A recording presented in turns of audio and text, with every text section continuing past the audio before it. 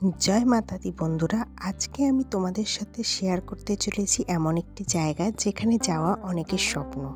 हाँ आमी आज तुम्हादेर काछे शेयर करते चलेছি वैष्णो देवी यात्रा जेटा अनेकेर काछे स्वप्न थाके आर किभाबे सहजेई दिल्ली थेके वैष्णो देवी जावा जाबे एबं सेखाने किभाबे RFID कार्ड बा होटेल बा यात्रार पुरो रास्ताटा सेटा किभाबे तोमरा पुरो करबे सेटा पुरोटा इनफरमेशन आमार এই ভিডিওতে আমি দেব।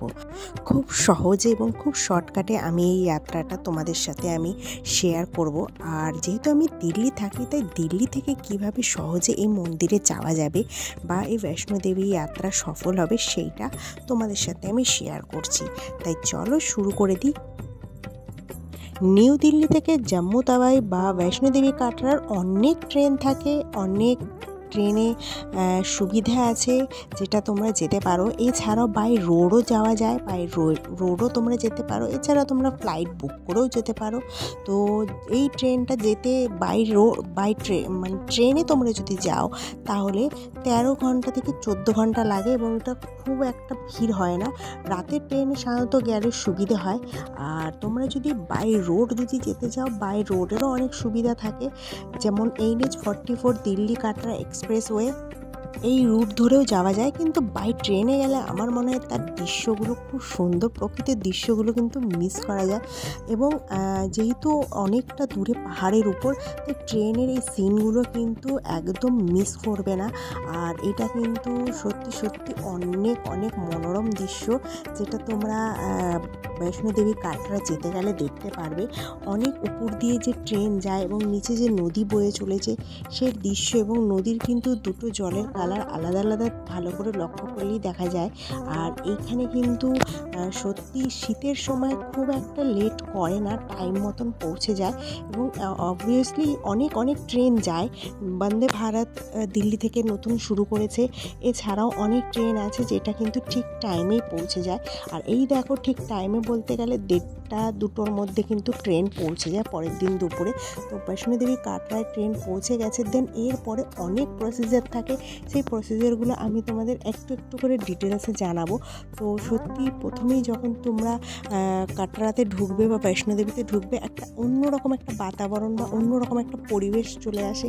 সেখানে অন্যরকম একটা ফিল হয় যেটা তোমরা এই যখন সাইনবোর্ডটা দেখবে তখন কিন্তু সত্যি সত্যি মন কিন্তু অনেক অনেক খুশি হয়ে যাবে। আর ওই যে দূরে পাহাড়ে সাদা মতন দেখতে পাচ্ছ ওটাই হচ্ছে মন্দির, ওখানে যেতে হবে, যেটার অনেক অনেক দুর্গম রাস্তা এবং সেই রাস্তাটার ডিটেলস আমি যতটা পারবো সেটা আমি শেয়ার করব।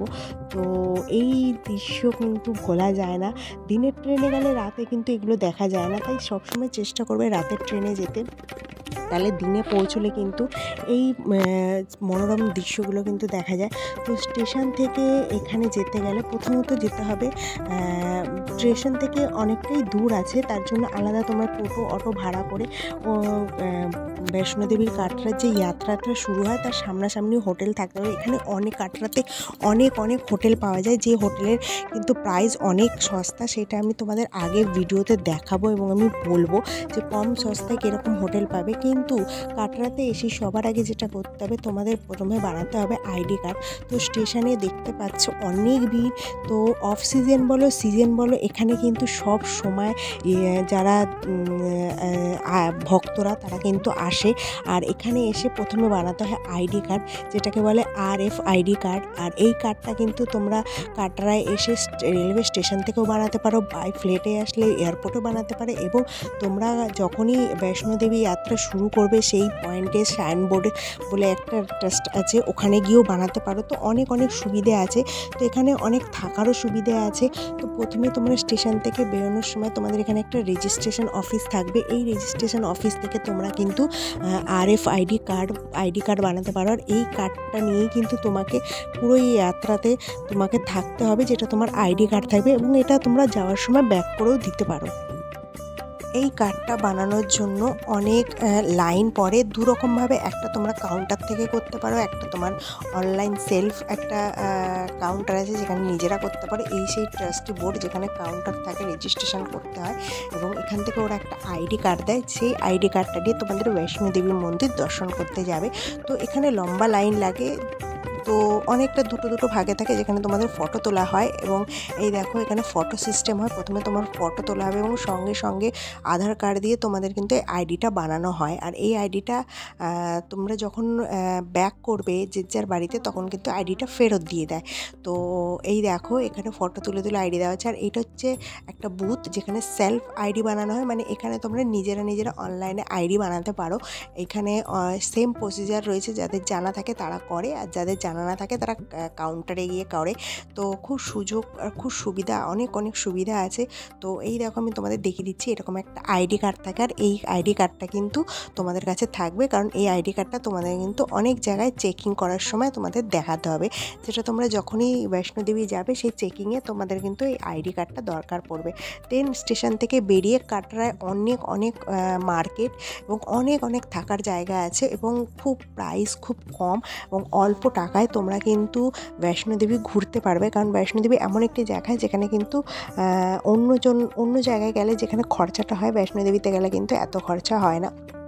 আর এখানে কিন্তু দোকানগুলো সকালে খুলে যায় এবং এখানে তোমরা অনেক কিছু তোমাদের দরকারি জিনিসপত্র তোমরা কিনতে পারো, বা বৈষ্ণোদেবীতে ঘোরার জন্য তোমরা অনেকে মেলায় এই দোকানপাট ঘুরতে পারো। কিন্তু সাধারণত তোমরা যারা যাবে তারা কিন্তু চেষ্টা করবে যত কাটরার মানে যেখান থেকে যাত্রা শুরু হয় তার কাছাকাছি হোটেলে গেলে। আর এই দেখো হোটেলগুলো কিন্তু খুব সুন্দর, 400 টাকা থেকে শুরু হয়ে যায়, এসি নন এসি যেরকম আছে। তো সব রিজনেবল প্রাইস থাকে এবং এখান থেকে ভিউও অনেক সুন্দর ভিউ আছে, সে আমি তোমাকে দেখাচ্ছি। তো তোমরা হোটেল থেকেও পাহাড়ের ভিউ নিতে পারো। তো রুমগুলো ভালো এবং খুব সুন্দর, একদম কম সস্তায় যেটা রুম বলো সেই রুমগুলো তোমরা পেয়ে যাবে।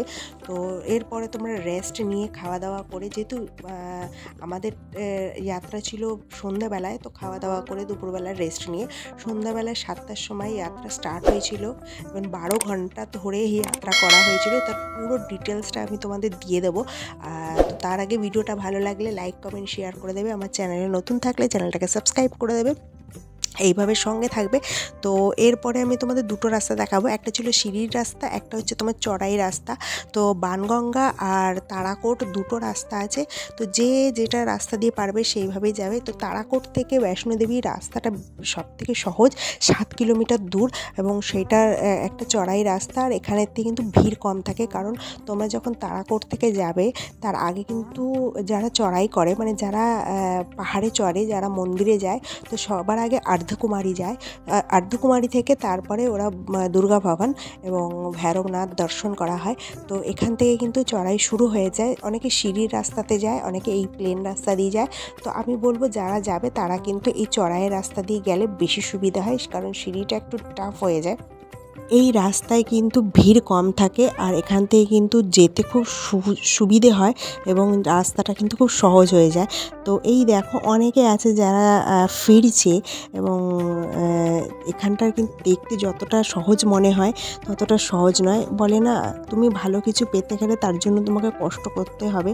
তো এইখানে সেই রকমই যারা আসে ভক্তরা তারা মনে অনেক জোর নিয়ে আসে, কিন্তু যারা একদমই পারে না তারা খচ্চর বা গাধা এইসব ইউজ করে। তো এই দেখো এটা হচ্ছে আর্ধকুমারী মন্দির যাওয়ার হচ্ছে গেট, আর উপরে পাহাড়ে হচ্ছে ওই দেখো গোল্ডেন কালার, ওটা হচ্ছে আর্ধকুমারী, মানে এখান থেকে তোমাদের যাত্রা শুরু হবে। এখান থেকে তোমাদের পাস নিতে হবে, চেকিং করাতে হবে, দেন তারপরে তোমরা চেকিং করার পর তোমরা আর্ধকুমারীর রাস্তায় হাঁটা শুরু করবে, যেটা তারাকোট থেকে আর্ধকুমারী যে রাস্তাটা 7 কিলোমিটার আমি বলেই দিয়েছি।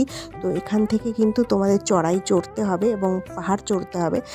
এরপরে রয়েছে বৈষ্ণোদেবী, তারপরে রয়েছে ভৈরব বাবা, সেটা তোমরা আস্তে আস্তে আমার ভিডিওতে তোমরা দেখতে পাবে। তো এই জায়গাটা সত্যি কিন্তু সুন্দর। তো সবাই আসে, এই দেখো হাতে কিন্তু লম্বা লম্বা লাঠি থাকে। তো এখানে তোমাদের চেকিং হয়, তারপরে তোমাকে এন্ট্রি করায়, দেন এন্ট্রি করে কিন্তু তোমাকে এবার পাহাড়ের উপরে আস্তে আস্তে কিন্তু যাওয়া শুরু হয়ে যায়। অনেকে কী করে, এই আর্ধকুমারী যেতে যেতে অনেক ভান্ডারা হয়, অনেক খাবারের ব্যবস্থা রয়েছে এবং যেখানে তোমরা খুব কম দামে খাবার খেতে পারো এবং যেটাকে বলে ভান্ডারা বলে, সেই ভান্ডারাও কিন্তু করেছে এবং অনেক জায়গায় কিন্তু তোমাদের সুলভ শৌচালয়েরও ব্যবস্থা করেছে, যাতে মানুষের কোনো অসুবিধা না হয়। তো এইটা হচ্ছে সেই রাস্তা, এখান থেকে কিন্তু আর্ধকুমারী যাওয়া হয়। আর আর্ধকুমারীটা যদি বলা যায় সেটা হচ্ছে 40% পাহাড়ের যেটা বলে সেইটা, কিন্তু বাকি পুরো পাহাড়টা নয় কিন্তু। তাই এটাই তোমার উঠতে উঠতে উঠতে মোটামুটি অনেকটা রাত হয়ে যায়। মানে 7 কিলোমিটার, এক কিলোমিটার যেতে তোমার মোটামুটি অনেকটা সময় লাগে। তো এই দেখো অনেকে খচ্চরে যায়, অনেকে পায়ে হেঁটে যায়। যারা পায়ে হেঁটে যেতে পারে তারা চলে যায়, আর যারা পারে না তারা খচ্চরের পিঠে চেপে যায়। কিন্তু এখানে যাওয়ার আলাদাই একটা জোশ। তোমরা যখন যাবে তো তোমার ভেতর থেকে আলাদা রকমের জোশ আসবে, কিন্তু মনে একটা তোমার সাহস থাকতে হবে। অনেকের হয়তো সমস্যা হয়, শ্বাসকষ্ট হয়, তো আমি বলবো যারা যাবে তারা ভেবেচিন্তেই যাবে। আর এইটা হচ্ছে সেই জায়গা যেটাকে বলা হয় বাণগঙ্গা। বাণগঙ্গাটা হচ্ছে এমন জায়গা, সেটা তোমরা পুরাণে বা কথাতেই পড়েছো, এখানেই নাকি হনুমানজিকে মাতা গঙ্গা উৎপন্ন করে তাকে জলপান করিয়েছিল। তো এই জায়গাটা কিন্তু সত্যি সত্যি একটা পবিত্র জায়গা। তো এই জায়গাটা তোমাদের দর্শন করানোর জন্য আমার স্পেশালি বাণগঙ্গা হয়ে ওরা যাত্রা করা হয়েছিল। এবং অর্ধেক পাহাড়ে উঠে কিন্তু দেখো নিচের মনোরম দৃশ্যটা কিন্তু দারুণ। রাতের বেলায় কিন্তু সিন আরও সুন্দর। এরপরে আরও রাস্তা রয়েছে, অনেকটা রাস্তা রয়েছে। দেন তারপরে হচ্ছে তোমরা আর্ধকুমারী যাবে। তো এখানে সবাই জয় মাতা দি বলে চড়াই করে। যেহেতু রাতের টাইম এবং সেরকম ভিড় নেই বা লোক সাধারণত এই রাস্তাটা, বিশেষ করে তারাকোটের এই রাস্তাটায় কিন্তু একটু ভিড় কমই থাকে। তো তোমরা সবসময় চেষ্টা করবে এই রাস্তা দিয়ে যেতে। খুব কষ্টের জায়গা, মানুষের পায়ে মানে 12 ঘন্টা ধরে হাঁটা কন্টিনিউ, এটাও মুখের কথা নয়। কিন্তু একবার এখানে যদি আসতে পারে তো অনেক অনেক অনেক শান্তি পাওয়া যায়। তো এখানে আমি প্রথমেই বলেছি যে অনেক খাবার সুব্যবস্থা রয়েছে, অনেক ভান্ডারা দেওয়া হয় এবং খুব কম মূল্যে অনেক এরকম সংস্থা আছে যারা খাবার ব্যবস্থা করা হয় এবং খুব সুন্দরভাবে খুব পরিচর্যা করে মানুষকে খেতে দেয়, যেটাকে সত্যি যেটা খুব সুন্দর এখানকার সেবা। আর এখানে কিন্তু খাবারের মেনু যেগুলো প্রাইস কম, তো তোমরা এসে এখানে খেতে পারো। বিভিন্ন রকমের খাবার, বিভিন্ন রকমের মানে তা খুব স্বচ্ছ এবং পরিষ্কার পরিচ্ছন্নভাবে দেওয়া হয় এবং অনেক দোকান দেখতে পাবে যেখানে যে যার মতন খেতে পারবে। দেন তারপরে হচ্ছে তোমাদের মন্দিরে প্রবেশ করার রাস্তা। এরকম মন্দিরে অলমোস্ট চলে এসছে, আর এইটা হচ্ছে সেই মন্দিরের রাস্তা।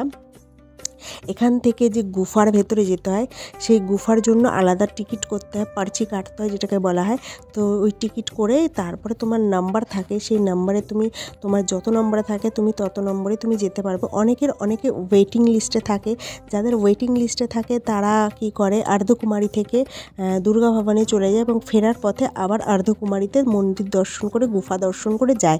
কিন্তু সাধারণত তুমি যদি একেবারেই যদি এখান থেকে যাও তাহলে হয়তো খাটনিটা কম হবে। তো এই দেখো এখান থেকে পার্চি দেওয়া হয় গুফা দর্শনের জন্য, এবং যেই নাম্বার তোমার আসবে সেই নম্বরে তুমি কিন্তু গুফায় গিয়ে দর্শন করতে পারবে।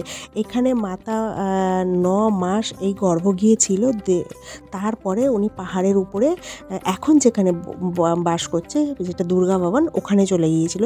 তো এইটা হচ্ছে সে আর্ধকুমারী মন্দির, এটা পাহাড়ের উপরে রয়েছে এবং এরপরে এখান থেকে বৈষ্ণোদেবী দর্শন করার জন্য আরও উপরে যেতে হবে।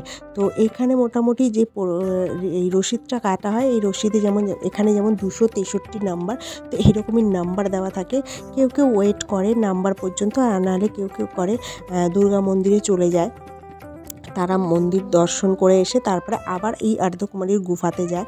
তো এখান থেকে তোমরা দুর্গা ভবনে যেতে পারো, নেই তো হিমকুণ্ড থেকেও দুর্গা ভবনে যাওয়া যায়। তো এইখানটা হচ্ছে একটু রেস্ট করার জায়গা এবং একটা খুব সুন্দর একটা পরিবেশ, খুব মনোরম একটা দৃশ্য। এখানে আসার পর মন অন্যরকম হয়ে যায়। আর সত্যি দেখার মতন জিনিস। কেউ যদি কোনো দিন বৈষ্ণোদেবী যেতে চাও অবশ্যই যাবে এবং মাতার দর্শন করে আসবে। হতে পারে রাস্তাটা দুর্গম, হতে পারে রাস্তাটা অনেক কষ্টের, কিন্তু যখন এই স্থানে পৌঁছে যাবে তখন কিন্তু আলাদা রকমের শান্তি। অনেকের পায়ের তলায় ফোস্কা পড়ে যায়, অনেকের পায়ে হাঁটতে পারে না, পায়ে ব্যথা করে, কিন্তু যাদের মনে জোর আছে তারা কিন্তু এই জায়গায় আসার। উপর থেকে নিচের শহরটা রাতের বেলায় কিন্তু সত্যি অপরূপ সৌন্দর্য, যেটা ফোনে হয়তো আমি ক্যাপচার করতে পারিনি, বাট যারা গেছে তারা জানে এবং আমি বলবো সবার যাওয়া উচিত। আর এই দেখো এখানে ছোট্ট একটা ডেমো টাইপের করেছে, যেখান থেকে দেখায় যে মন্দিরটা কত দূরে বা কত দূরে এখনও বৈষ্ণোদেবী বাকি আছে, এই ডেমোটায় দেখা যায়।